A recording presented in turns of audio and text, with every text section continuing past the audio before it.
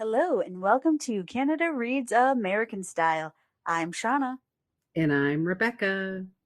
It's 2020. Canada Reads is starting and it's happening in March. The actual competition will be starting March 8th and will run all the way until that Thursday. So every hour uh, from noon Eastern, correct? I think so. Yeah, noon Eastern. They will be streaming live the competition. So we can't wait for you to join us. And we are here to talk about all things Canada Reads. Yay, except you know what? What? The first thing you said was Canada Reads 2020, and it's Canada Reads 2021. Oh, no way. Really? That you, sucks. you did say that, but that's okay. Yeah, we are really happy that and it's funny too, since last year's pandemic messed everything up, we really only had to wait about 6, 7 months or something like that. We didn't have to wait a whole year for it. Well, it gave us a lot of time to read the books. Like I was fully prepared to I think we were going to go to the competition last year and I was missing one book and I was like, "Oh, on the train ride over, I'm going to do nothing but read and be like, "Rebecca, you can't talk to me. I got to finish." Yeah, I'm pretty sure I would have talked to you anyway. But yeah, we were planning to go last year. We had tickets for opening day. We were so excited. And then, of course, everything crashed and burned, unfortunately, worldwide. So, but yeah, this year we have 5 books that should we run through the titles of them? Yeah, I think so. Okay, well, we have Two Trees Make a Forest. We have Johnny Appleseed, Hench, Midnight Bargain, and Butter, Honey, Pig Bread. Those are the 5 titles, which I'm sure everyone who's listening to this knows, because I'm sure many of them have either run out and purchased them, although I've heard some are hard to get copies of. They've run out, or they've put holds at their libraries and on their library copies, which I've also heard that is pretty brutal too. Somebody said the other day they were number 100 on a waiting list for one of the books. So it's like, Wow. yikes, I know. Well, then I said, oh, I got them right away. And then I said, from my library. And then I said, but I'm in Michigan. And they were like, oh, yeah, okay.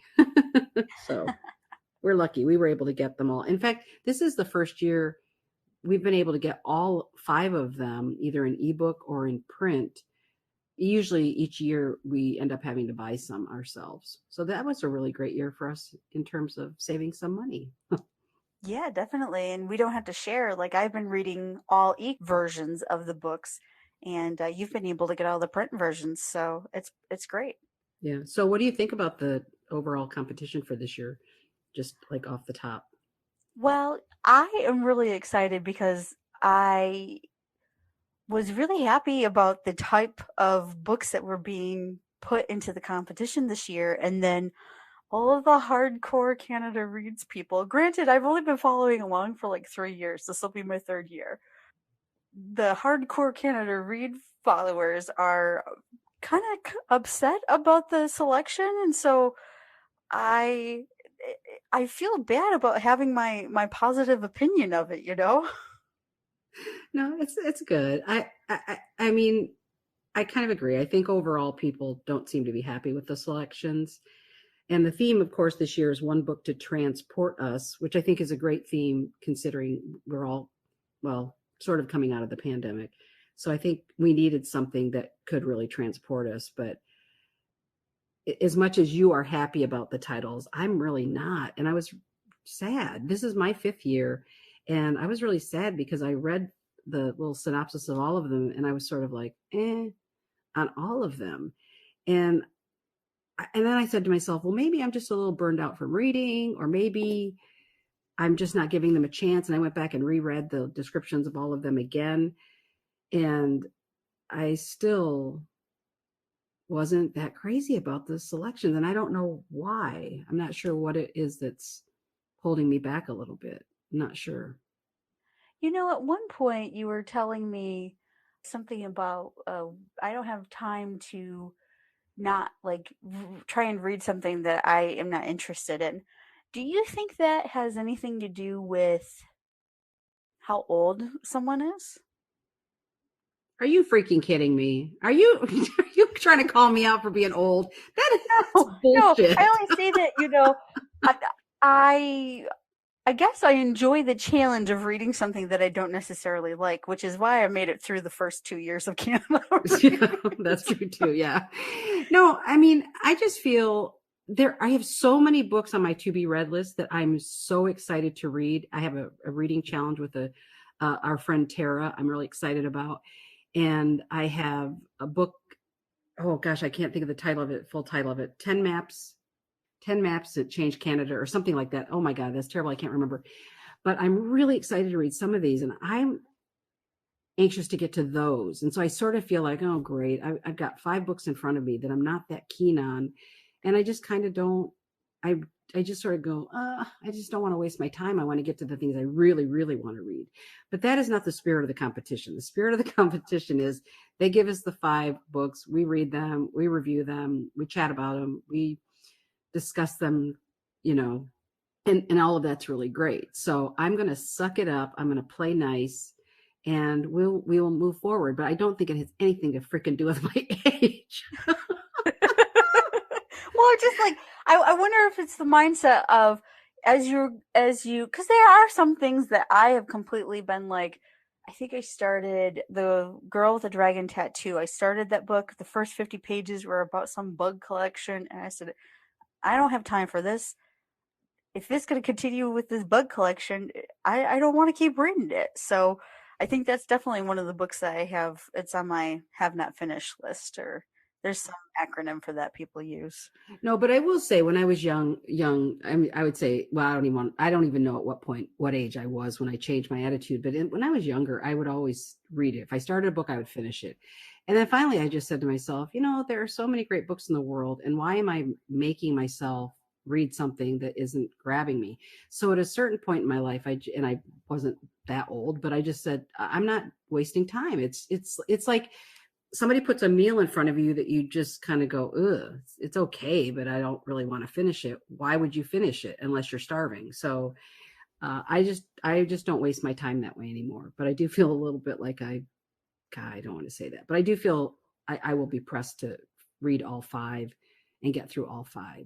And I am trying to remind myself too that a couple of years ago, I really did not want to read Suzanne, as everybody knows, because it was third person, and I don't like third person books usually.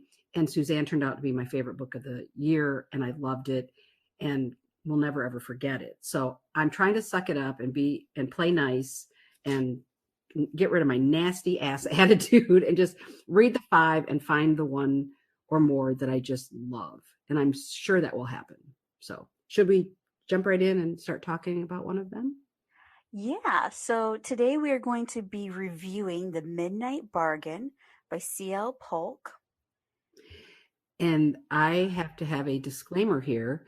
A couple of years ago, as you may remember, Shauna opted not to read By Chance Alone by Max Eisen because she had through her school years had just read so many things about the Holocaust, and she just really, and actually she was in college at the time still, so she didn't really have time, and she said she was going to take a pass on that one, and I said that's fine. So then this year when I picked up the first book I picked up was Midnight Bargain.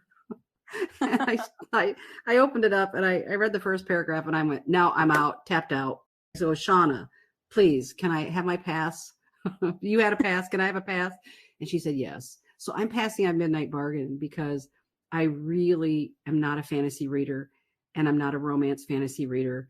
And I know that I've read different things about it. It's not really romance. It is, it's not, whatever. I just tried twice to at least pick it up and start it, and I just could not make myself do it. So today's program will be Shauna telling us about her opinion about Midnight Bargain since she did read it. And so my question for you, Shauna, is is Midnight Bargain a book to transport us? Well, I feel like I should have a little bit of a disclaimer here too, because, Oh, I didn't know that. well, I have to say that this book takes place in my absolute favorite time period. Like, if I was going to pick up any book that I just wanted to read for pleasure, it would be set in this time period. I don't know what I love about it, but well, I guess I do. I know what I love about it, but the concept of understanding society and the rules and the clothing options and how people treat one another, how manipulative or vindictive people can be, and how you have to go around in certain circles to get the things that you want, or move up in station or move down in station, especially if you have money or not. And so the background of the Midnight Bargain takes place in several of the stories that I read on a normal basis. So I loved that when you read this book, it is really, I can compare it to any of my other historical romances and be like, yes, this is exactly how the mannerisms are. This is exactly how they talk and how charming and witty the conversation is between people. And the the pageantry of the language that Polk uses to describe the magical aspect of putting the bargaining season into effect for this book is just beautiful in my eyes, because it's kind of like you have these glittering, sparkly ball gowns, but then all of a sudden you have this rush of intellectual magic that allows you to, you have to give up something of yourself in order to go through a bargain. And so let me back up a little bit and kind of tell what the Midnight Bargain is about. So this book is being championed by Rosie Ida, and the story is about Beatrice, who's a sorceress that practices magic in secret. She's terrified of the day that she's going to get married and locked into a collar that cuts off her magic, which protects them, protects the children that she has from becoming spirits. So she dreams of becoming a full fledged mage and is permitted to pursue magic as her calling, just as men do. But her family traveled to the city for the bargaining season. That the bargaining season is all about young men and women who they socialize and negotiate getting, it's basically the marriage market. So Beatrice's family is in severe debt, and she's expected to make a match that's going to give her a lot, like give their family a lot of money. And you'll hear about a lot of the young men who they're all rich. Some of them are famous and rich, or some of them are into rubber. Like rubber is one of the trades that they own, in a shipping. There's one who does a shipping, but basically, they all these young men have wealth, and Beatrice has nothing. So she really needs to find a good husband in order to help her family survive. So what happens is Beatrice finds she finds this book that has the key to becoming a mage that she wants. And before she can purchase it, another sorceress swindles the book out of her hands. And so Beatrice has to summon a minor spirit to help her get it back. The spirit does take a price, like Beatrice has to give away her first kiss in order to get the spirit to get the book back. So anyway, Beatrice gets more involved with the siblings, and the choices that she makes become harder because she starts to fall in love with the brother of the person who took the book away from her, and then she becomes best friends with the person who took the book away from her. So she gets into this turmoil of, does she want to marry, and will she marry for love, or is she going to continue to try and become a mage or not? Well, I won't spoil the ending for you guys, but Uh, there there are obviously classism issues that are being brought out. There are gender issues that are being brought out. There's also the idea of a quote unquote like coming of age story where I feel Beatrice is starting she at the beginning she's starting to become her own person, but throughout the rest of the story she really takes it and takes charge of her life and is able to choose it, get what she needs and what she wants out of her life. I really think that in modern times it's about a woman being able to gain her independence, and in these times it's a woman trying to survive the best scenario that she can sometimes be put in. I have a couple of questions. One, with the bargain thing, is this kind of like a Hunger Games kind of thing where the women, like they don't have a choice. They sort of have to go through this process. So the bargain idea, there's two concepts. So one is the bargain that you make with a spirit.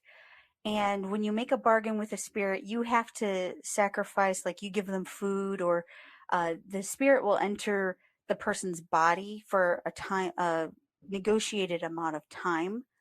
And they go through a bargain to get whatever it is that they want.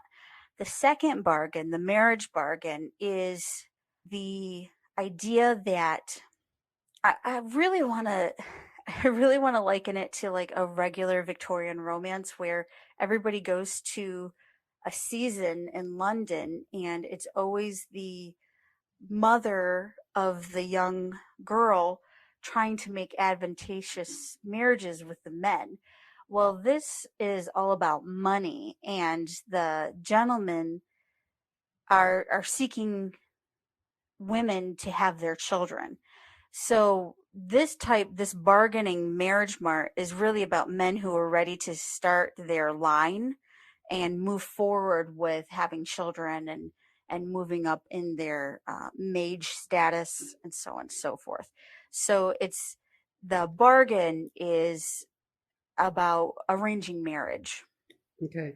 And then the other question I have was what I read about other people talking about this online is they say that the book starts out slow, but it's worth it because they like the ending. So would you agree that it's a slow starting kind of a story and that it picks up at the end and you enjoy it by the end? Or did you like it from beginning to end? Ooh, I would have to say like the middle part was a little slower for me rather than the beginning. But at the beginning, she is she's looking for the book, and the book is in a bookshop. And the detail of what's being described for this bookshop, because like her new best friend and her new lover, like who those people end up being, they are from another country. And so when they enter the bookshop and they talk about the different style of clothing that these two are wearing, but the other thing is like I'm a librarian, and the fact that she was looking for a book at the beginning of the story, it hooked me because I'm like, oh my gosh, really? We're in a bookstore? Come on, get the book. And I was so upset that she got swindled out of the book because she was working so hard to keep it, but still keep her social, because she knew that she couldn't upset this family because they are definitely like top of the chain. And if she didn't let them have that book, she could have been ruined and never even made it to the bargaining. So, and she knew that she had to do the bargain in order to save her family. So she's really conflicted throughout most of the story about, does she save her family? Does she save herself? Or what does she do? So are we to the point where you want to give it how many maple leaves? Have you decided yet how many maple leaves you would give it? So I think I'm starting on like third or fourth book on all of the Canada Reads books. And so far this is still my absolute favorite. And if you follow us on Instagram at Canada Reads American Style, you'll see that I actually put my ratings up on our Instagram, and I gave this one 5 maple leaves. Wow. Wow. Yeah, I was not disappointed with this book. I enjoyed every minute of reading it. I was reading it at every moment of the day to try and be like, what's going to happen next? Or are they going to, like, how are they going to get out of this situation? So on and so forth. So you think it's going to win? I think that there's a lot of negativity towards romance, let alone fantasy. So I really, really hope that Rosie, brings her A game. And if we were going to choose what book to champion, but since we're not doing that this year, I would choose this book. Yeah, and we are going to have our discussion. We will do our live YouTube program with our other friends, but we aren't specifically championing a book each. So anyway, but there's no question. I knew you would pick this one. There's no question. This would be your book.